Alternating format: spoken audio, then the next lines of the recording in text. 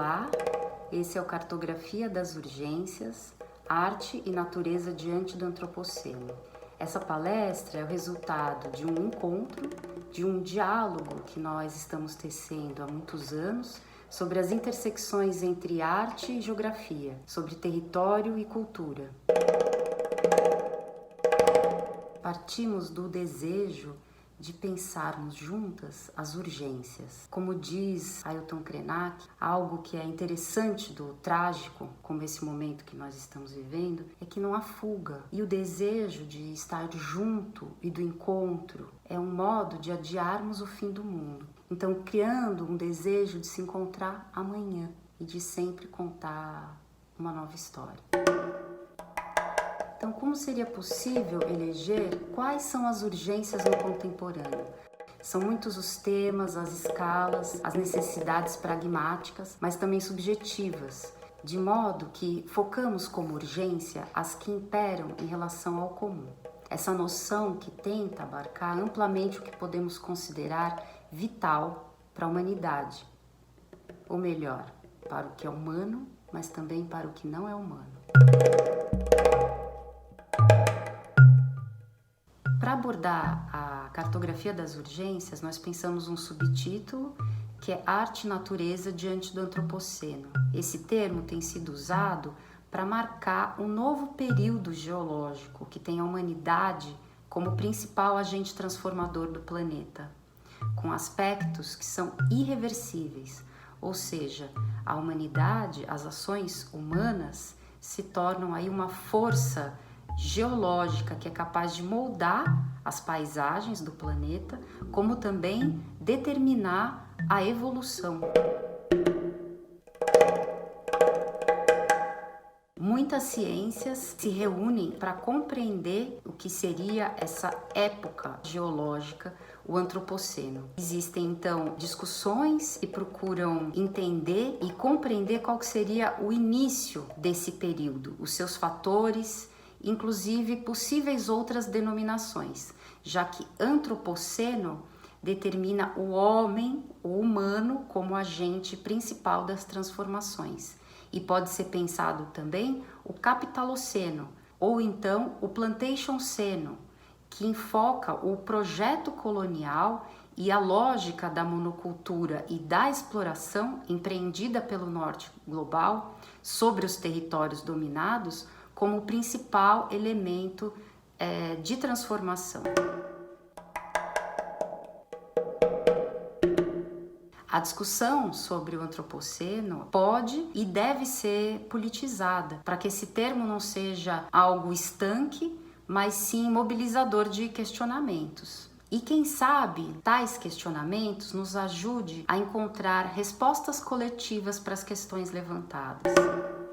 Algo que fica evidente em muitas dessas denominações e nesse debate como um todo é que há um desejo de se denunciar os processos forçosos de desconexão com a Terra e com os corpos humanos e não humanos, considerando aqui plantas, sementes, animais. E também uma denúncia a essa abordagem histórica do pensamento ocidental que dicotomiza natureza e cultura. Mostra-se então a importância de borrar tais fronteiras e pensar outras epistemologias, cosmovisões, cosmologias, alianças e saberes. É compreender que nós somos parte do problema a ser resolvido, que não há um fora ou uma natureza distante e alheia a nós. Ou seja, estamos aqui buscando e pensando uma abordagem que seja sistêmica, que procure enxergar os campos de interdependências e relações. Uma abordagem que contempla o território, a natureza como constituinte do espaço, problematizando uma noção da natureza simplesmente como recurso natural. Então, a cartografia das urgências é um exercício de mapeamento de iniciativas e de projetos de arte e ativismo, que cria tramas, fios, caminhos para ler, para pensar e para atuar no contemporâneo. Como ponto de partida desse encontro, que pretendemos que seja o primeiro de muitos, com outras vozes, outras pessoas, nós iniciamos apresentando algumas de nossas pesquisas. Olá, meu nome é Elisa da Soler, é um prazer poder participar aqui desse projeto e a minha contribuição aqui será falar um pouco sobre a minha experiência de pesquisa que eu tive no meu doutorado, onde eu discuti a arte e o ativismo na luta pela justiça ambiental na região do Delta do Níger, especialmente pelo escritor e artista nigeriano Ken Saro-Wiwa. E eu cheguei nesse artista nigeriano através da pesquisa dos trabalhos desenvolvidos por um coletivo de artistas ingleses, o Platform. Então a minha ideia aqui é trazer um pouco da experiência desse coletivo, de como que eles trabalharam também a memória desse artista nigeriano, que estava trazendo questões muito urgentes, né? Que era o genocídio do grupo étnico do qual ele participava. Mas para falar desse projeto do Ken Saro-Wiwa, né, do Platform, trazendo um memorial a esse escritor, eu quero antes falar um pouco da trajetória desse coletivo de artistas, né? Porque isso me interessava muito, né, na minha pesquisa, entender como que os artistas estavam respondendo, estavam buscando discutir, né, trazer essa questão das urgências, como que eles passaram de um olhar local, de trabalhos que eles realizavam em Londres, para uma escala maior, né, de pensar a geopolítica do petróleo, as interdependências entre os lugares. Então, a minha proposta aqui é trazer para vocês alguns temas que eu acho que são urgentes, né? Que é a questão dos neocolonialismos, que é os modos de exploração dos recursos naturais no sul global, os processos de ecocídio, né? E, enfim, eu acho que é uma discussão importante e espero poder contribuir, então, trazendo essa experiência. Eu gostaria de compartilhar uma pesquisa que eu tenho realizado desde 2015 em parceria com a Faituza Tezelli, que é o projeto Jardinalidades. Em particular, eu vou escolher alguns trabalhos que eu entendo que podem contribuir para essa discussão e para essa reflexão sobre as urgências no contemporâneo. O projeto Jardinalidades é uma plataforma de investigação teórica e prática, tem muitos desdobramentos e muitas ações, tem proposições, projetos que convidam os artistas a realizarem novos trabalhos, intervenções em espaço público, publicação, pesquisa, mapeamento.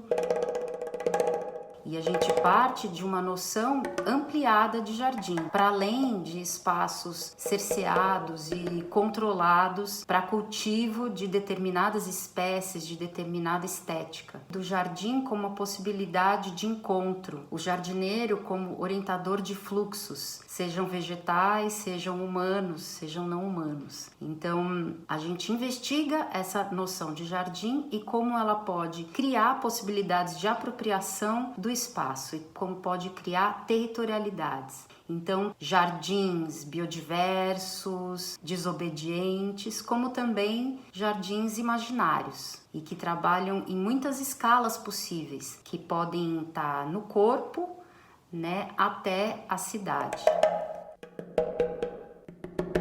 A entrada dos artistas indígenas foi muito importante para nos ajudar numa reflexão desse jardim, que pode ser uma horta, que pode ser um jardim biodiverso, na sua noção de roça, então na sua interconexão com o campo, assim como o jardim como uma floresta. A gente tem evidências de que a floresta amazônica poderia ser um grande jardim biodiverso, em que as ações humanas dessas populações que ocupam essa região têm uma participação fundamental na biodiversidade dessa floresta. E como é possível pensar essa floresta dentro do espaço urbano e como seria possível pensar essas inter-relações entre os diferentes lugares.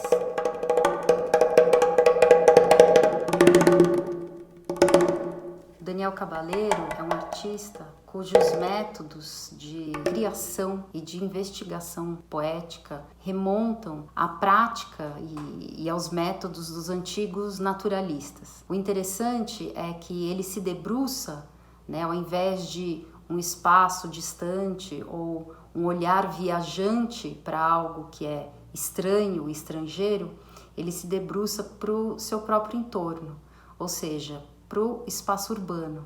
No Sesc Parque Dom Pedro II, na exposição Jardinalidades, ele participa com uma obra site-específica que chama Tamanduateí. Ali ele investiga, a partir de desenhos, pinturas e ilustrações antigas, como seria a vegetação de várzea do rio Tamanduateí, que é um rio que atualmente a gente pode dizer que se transformou num esgoto, em que a gente não encontra resquícios dessa vegetação antiga. Depois de sucessivas obras e empreendimentos urbanos, transformou esse rio num rio canalizado, num esgoto a céu aberto. E ele, a partir desses desenhos e a partir também da sua imaginação, ele fabula como seria essa vegetação de várzea. Ao mesmo tempo que traz um tom irônico, em que ele coloca um ônibus de uma linha que não existe mais, uma linha que chama Monumento, afundando nesse rio. É como se ele brincasse com as diferentes temporalidades, né, de como seria esse rio antes da ocupação e do processo de colonização, antes da chegada dos portugueses, ao mesmo tempo colocando um elemento monumental se afundando. Um monumento que é um ônibus da década de 50 afundando no rio. Ele tem um projeto desde 2015 que chama Cerrado Infinito. Nesse projeto, ele faz um plantio sistemático de espécies do cerrado numa praça que antes era um terreno, quase um terreno baldio, abandonado e que foi sendo reapropriado pela própria comunidade e teve um engajamento para outros usos e revitalizações daquele espaço. É um trabalho processual a longo prazo, em que ele faz coletas dessas espécies que estão muito presentes em terrenos baldios e ele faz o plantio sistemático, a toda uma investigação, um manejo para que essas plantas vão tendo essa forma de cerrado, né, que se aproxima ao bioma do cerrado, que é o bioma também originário da cidade e do estado de São Paulo, não somente Mata Atlântica. Então ele vai trazendo nesse projeto a memória, né, e a presença viva de um bioma que está em extinção. Nesse projeto há algo interessante, que ele é muito colaborativo, né? Obviamente tem a mão do artista, o engajamento do artista, mas há o convite da população da cidade de se aproximar desse projeto, auxiliar nos plantios, auxiliar nos multirões e também, de algum modo, se beneficiar, né, da relação com esse bioma.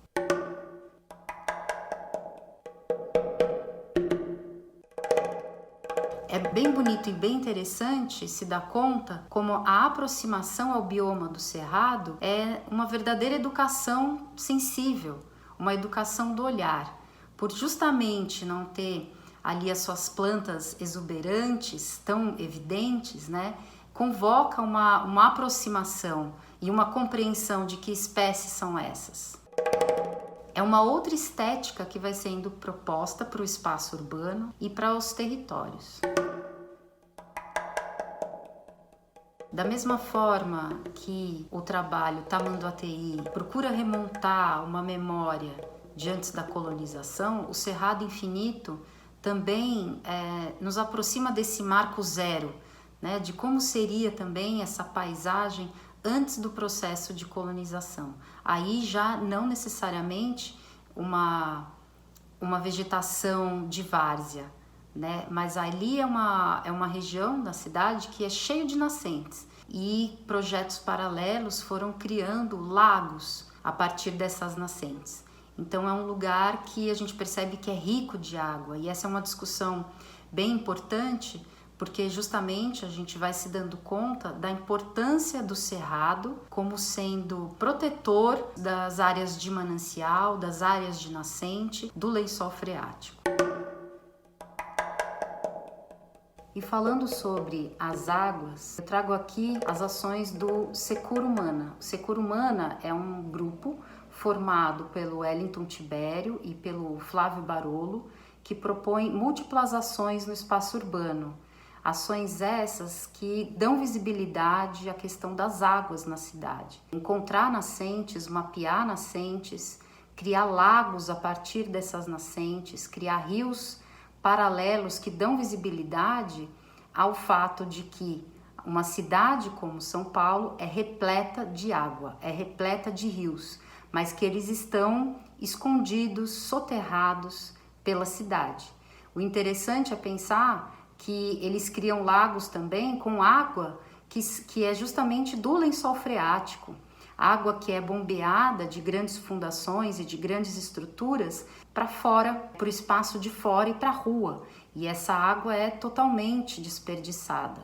Água limpa, que muitas vezes eles fazem testes e descobrem que são balneáveis. Então criam aí ações como o parque aquático móvel, piscinas, né, em que as pessoas podem se beneficiar ludicamente dessa água, mas também, obviamente, muitas pessoas usam para a própria sobrevivência.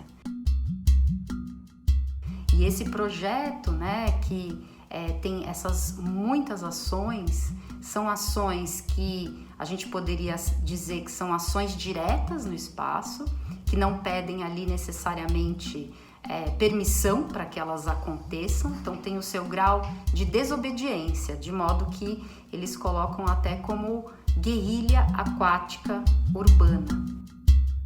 Na exposição Jardinalidades, eles criaram uma obra que chamou Rio Paralelo Tamanduateí. Eles retiraram água, né, fizeram um bombeamento de água do rio Tamanduateí e essa água foi levada para dentro do espaço expositivo. E lá foi criada uma estação de tratamento, de biotratamento, em que a água foi totalmente tratada e foi limpa. Uma estação de tratamento usando elementos como carvão, pedrita, areia e vegetação. Vegetação com o seu aspecto filtrante, criando um lago, um verdadeiro lago com plantas aquáticas, com peixes. Então, uma obra viva, né? Uma obra que nos mostra como é possível fabular, sonhar, né, com a existência de rios limpos, rios balneáveis, rios trafegáveis numa cidade como São Paulo.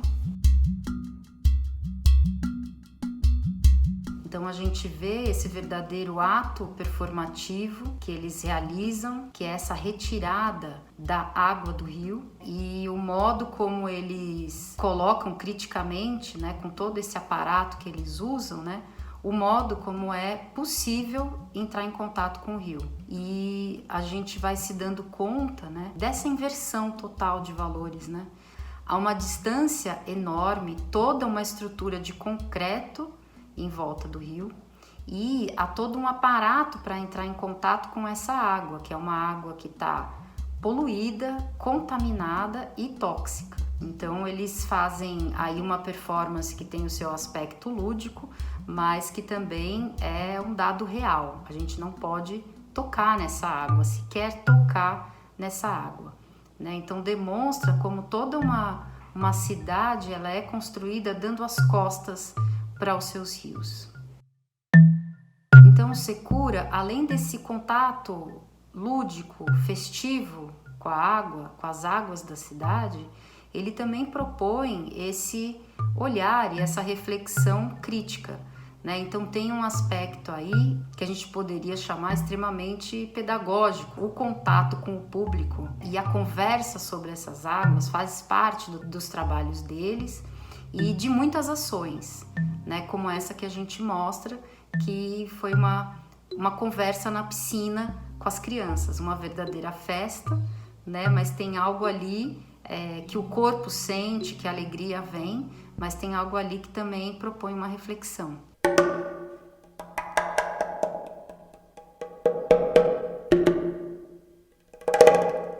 O grupo This Land Your Land é formado por Inês Link, que vive em Salvador, na Bahia, e Luiz Gans, que vive em Belo Horizonte, Minas Gerais. O grupo existe desde 2010 e desenvolve projetos em que há uma complexidade de ações que se desenvolvem ao longo do tempo para gerar reflexões e visualidades que provocam a pensar outros modos de vida, outros modos de ocupação e uso e acesso à terra. Nos projetos, elas criam fricções e ficções em diferentes espaços abertos, sejam eles públicos ou privados, urbanos ou rurais, e elaborando e problematizando também seus limites em fronteiras. Na exposição Jardinalidades, elas participam com um trabalho realizado a partir de expedições pelo interior da Bahia. Um trabalho que problematiza as paisagens contemporâneas com essas violentas intervenções e ações sistemáticas do modo de produção industrial. Esse modo que é muito próprio de produzir e de manipular a terra e os alimentos, usando agrotóxicos e sementes transgênicas.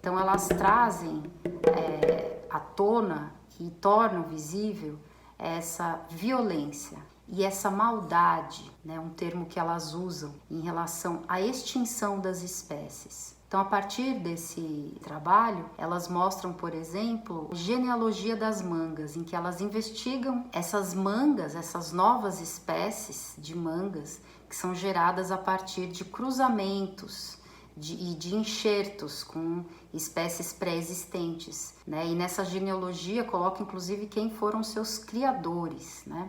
Essas novas espécies, esses alimentos que são manipulados geneticamente e que não têm laço com os lugares que ocupam. E assim são alimentos que criam paisagens melancólicas ou então resistentes. A gente pode pensar aqui nessa aproximação com a ideia também de monocultura, nesse modo de plantio de grandes quantidades, de grande volume de alimento em escala industrial. Vão criando paisagens empobrecidas, sem diversidade e monótonas.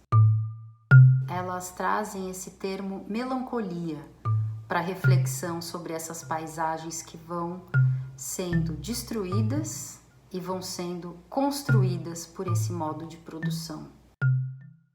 Elas mostram também um trabalho que chama 517 defensivos, que é uma listagem de todos os pesticidas que são permitidos nas plantações. Esse número atualmente é bem maior e a cada dia ele aumenta. Então imagina que esses são os legalmente permitidos, imagina o número de defensivos que são usados sem permissão. Então, ao mesmo tempo que com esse trabalho melancolia, elas vão denunciando, e tornando visível todo um encadeamento violento e destrutivo desse modo de produção e o seu impacto sobre a terra e sobre a territorialidade, porque impacta, obviamente, a terra, as espécies originárias, as mangas caipiras, as frutas, os alimentos caipiras que também vão sendo contaminados, contaminam também as pessoas, os animais, e é toda uma cadeia de produção que é de violência e de exploração, né? Ao mesmo tempo que elas denunciam esse aspecto no trabalho Melancolia, elas também mostram o trabalho presente.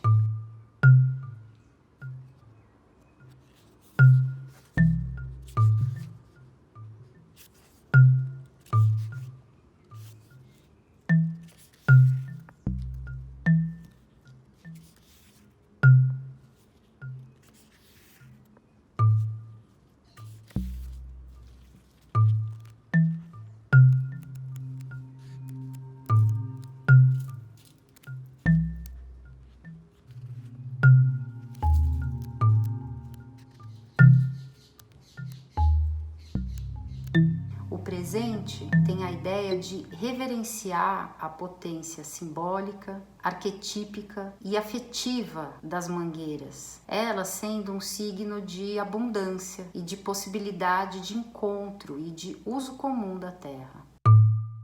É um modo de afirmar essas outras histórias, essas outras narrativas e as possibilidades de uso comum da terra. Então a gente vê que tem ali imagens, inclusive da Índia, né? Imagens ali do próprio sertão da Bahia, mas também imagens que povoam um imaginário e nos nutrem com essa abundância.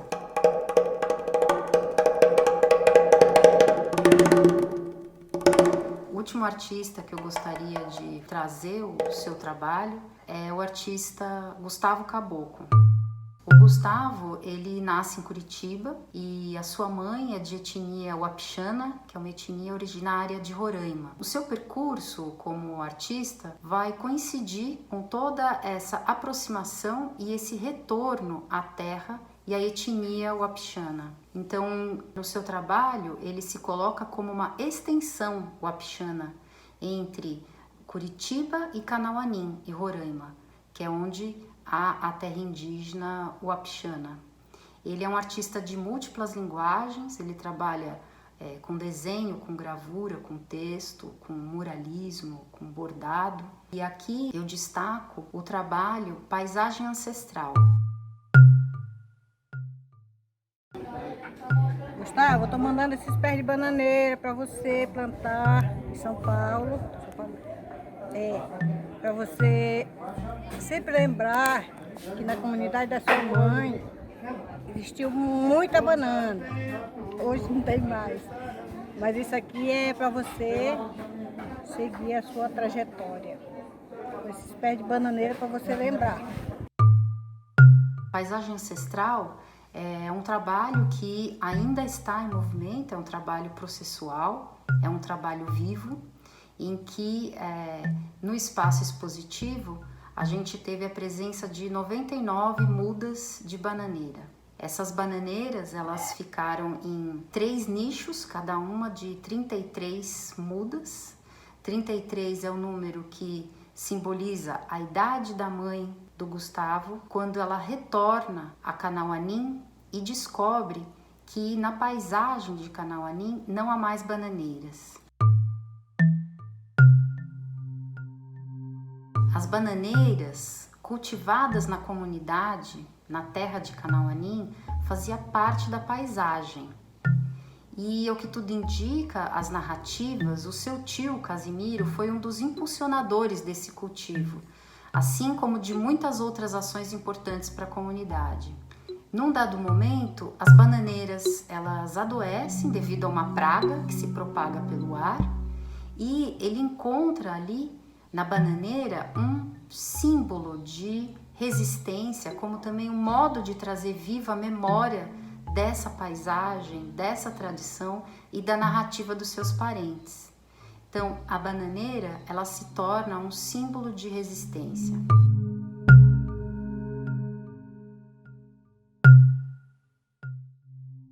No trabalho Paisagem Ancestral, que foi feito especificamente para a exposição Jardinalidades na cidade de São Paulo, o Gustavo fabula um plantio de cerca de 4.000 bananeiras, que seria nesse trajeto entre Curitiba e Roraima, tendo esse locus em São Paulo em que existiriam essas 99 mudas.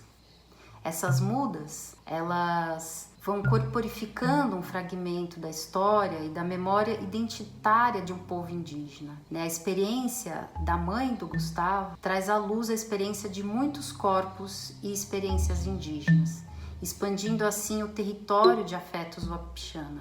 O Gustavo, ele propõe então que as pessoas adotem essas mudas, sejam responsáveis por essas mudas, pelo seu crescimento, pela sua propagação.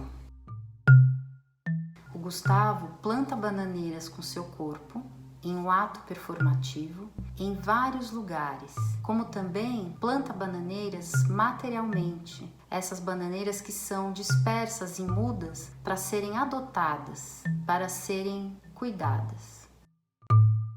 O trabalho Paisagem Ancestral, ele segue vivo. As mudas estão dispersas nas casas, na terra indígena Guarani no Jaraguá, no projeto Ecoativa, no lago do Securumana, na casa de muitas pessoas que participaram do projeto, de educadores. Então, é um engajamento de que, de algum modo, uma muda de bananeira instaura ali uma terra indígena, uma aliança com e pela terra, que honra os povos originários, que são, de fato, os verdadeiros donos da terra. A banana, que é esse símbolo de abundância, ela anda em família, ela é nunca uma muda só. Isso é algo que o Gustavo gosta de trazer. Ao mesmo tempo, o ato de plantar a bananeira inverte a lógica do pensamento e inverte essas narrativas para ter um outro lugar, um outro ponto de vista. Isso é um aspecto importante para a gente olhar de uma outra maneira para a nossa história e para a nossa memória.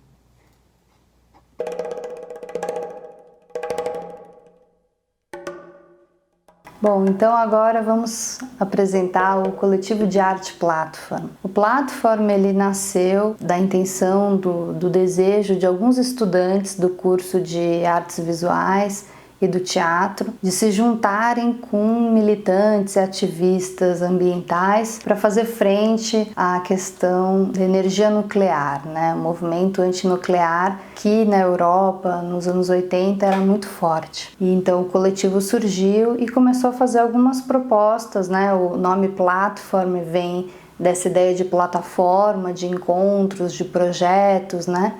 De pensar um espaço para atuação. Um dos primeiros projetos que eles desenvolveram foi em 92, o projeto Still Waters. Esse projeto era um projeto de mapeamento, né, de uma cartografia para reimaginar os rios de Londres que foram enterrados, que viraram esgotos na cidade, né? Esse projeto, então, ele foi um projeto de longo prazo, como é uma característica desse coletivo. A maioria dos projetos são desenvolvidos sempre 6 meses, 1 ano. Depois a gente vai ver mais para frente o projeto do Remember Sarawiwa, que é um projeto de 10 anos de duração, né? Então, sempre esses projetos de longo prazo e sempre relacionando-se com a comunidade, né? Sempre pensando o trabalho do artista numa perspectiva de uma arte colaborativa, de uma arte participativa, né? Então esse projeto Still Waters, ele foi muito importante para o coletivo pensar essa geografia do lugar, né? Eles pensarem o lugar deles, né? Londres, e como que essa relação da água com o território, ela vinha se estabelecendo.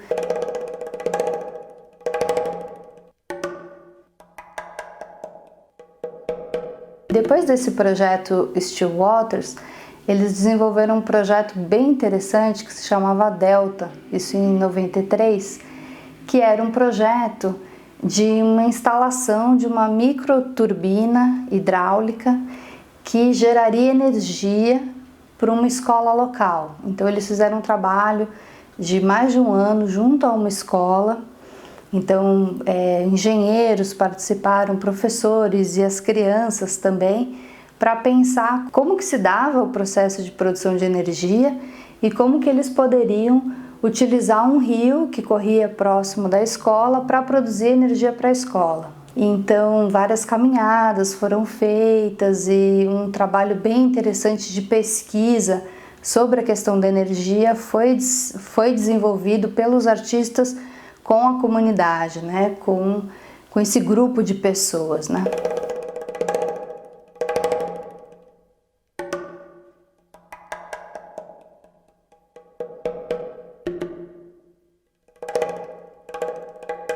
Em 95, dois grandes acontecimentos marcaram a história do coletivo. O primeiro deles foi a questão da polêmica do Brent Spar, que foi um reservatório de petróleo da Shell que estava em desuso no Mar do Norte e que aí a Shell conseguiu uma licença ambiental com o governo de afundar essa plataforma no mar. E isso causou uma polêmica na Europa. Como assim? Vai afundar a plataforma? Isso é um absurdo. Então houve protestos, boicotes nos postos da Shell e foi um movimento que fez, chegou na mídia, as pessoas pararam para pensar nos resíduos, né, dessa indústria petrolífera, né, de como que é complicado esses processos, né, de engenharia.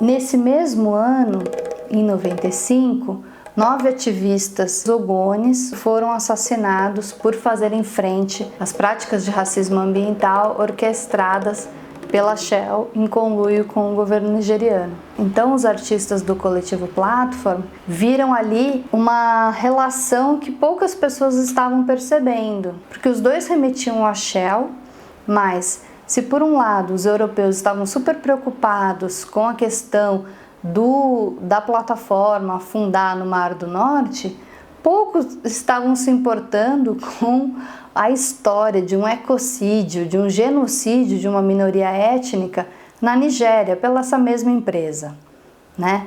Então, os artistas ingleses começaram a pensar qual seria o papel deles ali em trazer essa discussão para os europeus, para o centro do debate em Londres. E foi aí então que eles começaram a fazer uma pesquisa, procurando entender as relações tecidas entre os lugares, entre as grandes corporações, as universidades, as bolsas de valores e a influência dessas verticalidades, né, no território, né, principalmente no sul global. No caso, não só na África, na Nigéria, mas também em outros países, como do Oriente Médio. Então essa pesquisa foi uma pesquisa muito ampla, que ela, na verdade, demorou mais de 10 anos para se realizar e vários projetos derivaram dessa pesquisa, desse projeto The Carbon Web. Um deles foi a construção de um memorial ao Ken Saro-Wiwa, um dos 9 ativistas ogones que foram assassinados em 95 por fazerem frente à exploração de petróleo na Nigéria, em especial no território deles, o território Ogoni.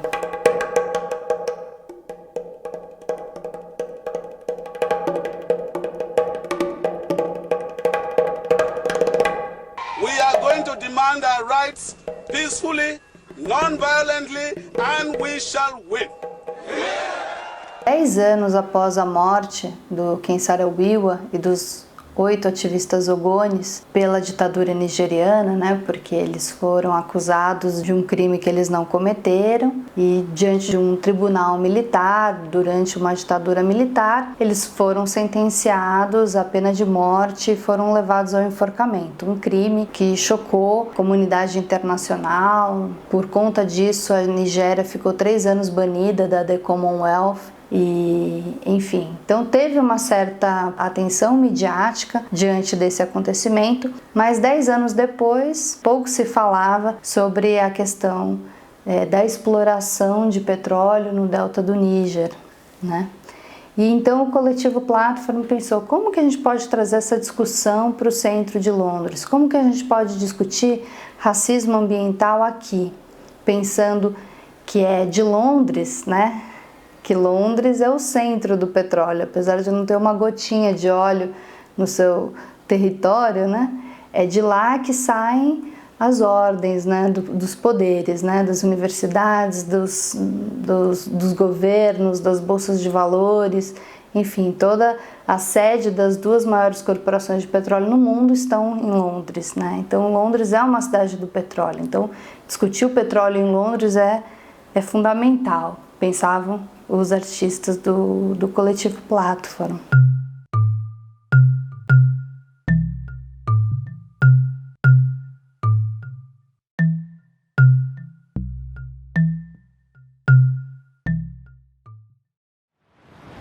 If you go here in United Kingdom, you don't see any gas being flared. You cannot pollute River Thames. They will jail you straight away. You will just remain in prison for a very long time. But they can go to our place and pollute our rivers and refuse to clean it. That's the difference. They will pollute and refuse to clean it. And that is what we call environmental racism. You do what you cannot do in your country to the people, the communities where you operate. What is that if it's not racism?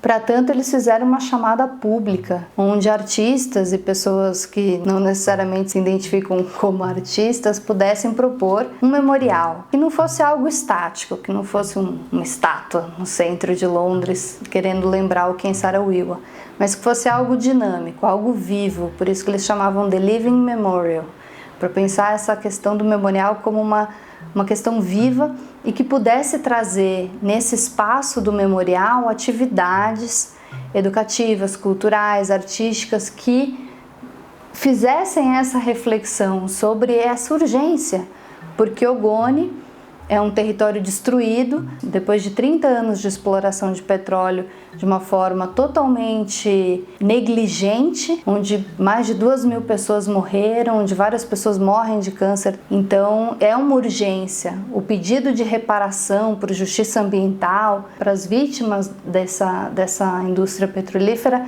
é uma urgência. Então, como que os artistas poderiam trazer essa discussão?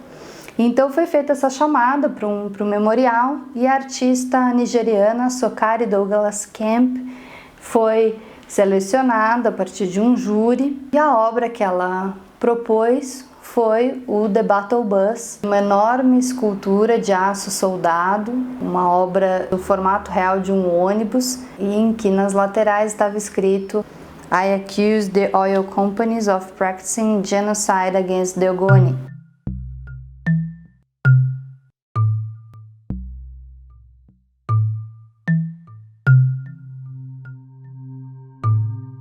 My structure is very, very basic. It has Ken's words around it, which is, a shouting thing that shouldn't be forgotten because, it just says what happened.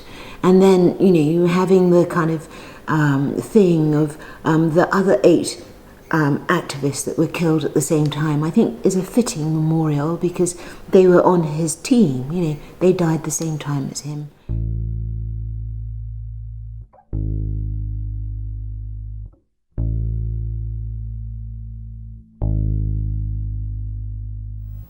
I accuse the ethnic majority who run Nigeria of practicing genocide against the Ogoni people.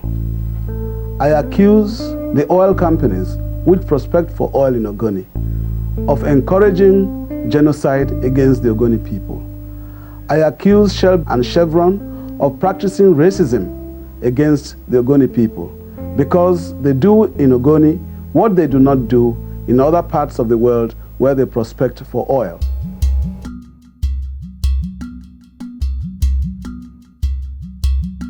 Dentro dessa obra, na parte de trás, abriu-se uma porta e lá dentro tinha um espaço para projeção de filmes e trazer então atividades para serem realizadas ali junto à escultura. Na inauguração do memorial, o escritor nigeriano Wole Soyinka participou, fez uma fala muito bonita, e a ativista americana Angela Davis também participou. E eu peço licença então para ler um trecho do discurso dela, em que ela disse que as lutas de Kensarawiwa em defesa do povo Ogoni são um farol para as pessoas de todo o mundo. A determinação em manter viva a sua memória é uma luta para imaginar e criar um futuro livre dos estragos do racismo, do genocídio e do desrespeito absoluto pelo meio ambiente. Devemos pensar no papel da arte na criação da memória histórica. Como os artistas podem enriquecer a nossa compreensão do passado e do presente e empurrar-nos para um futuro melhor. Os artistas podem nos encorajar a sonhar de uma maneira radicalmente diferente.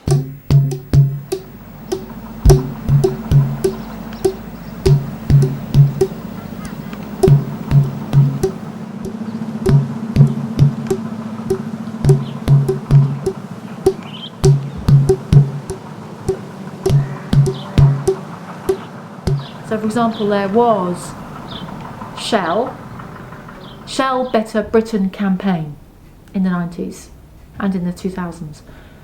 And that there was money inside the Shell Better Britain campaign, charitable money, to be given to fund environmental projects in the UK. So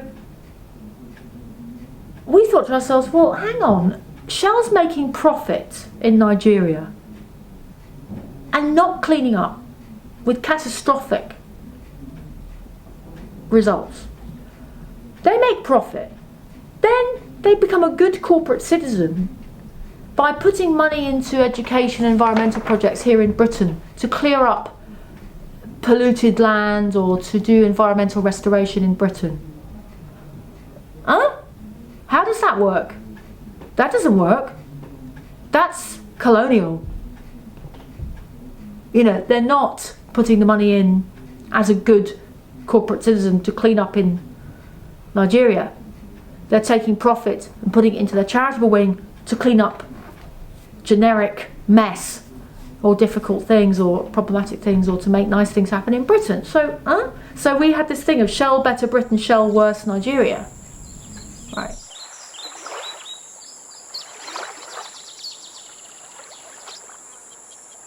E esse memorial, então, fez um trabalho muito importante.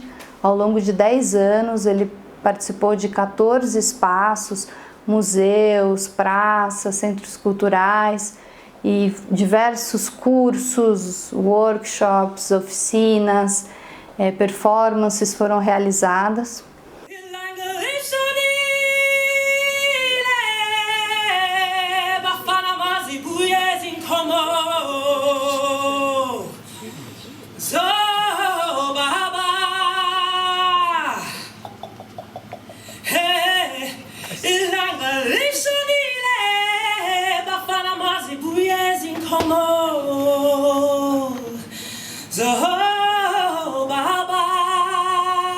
E em 2015, queria completar 20 anos da morte do Kensarawiwa e 10 anos de realização desse projeto, o Platform, então, decidiu enviar o memorial para a Nigéria, para fazer um tour do memorial em algumas cidades nigerianas e que no 10 de novembro de 2015, na data que completaria então 20 anos dos assassinatos, o memorial chegaria em Ogoni e ali ficaria. O Platform realizou algumas atividades de despedida do memorial, ainda em Londres, em Peckham, num bairro da maior diáspora nigeriana que tem lá em Londres, e fizeram várias atividades junto com o artista Michael Macmillan.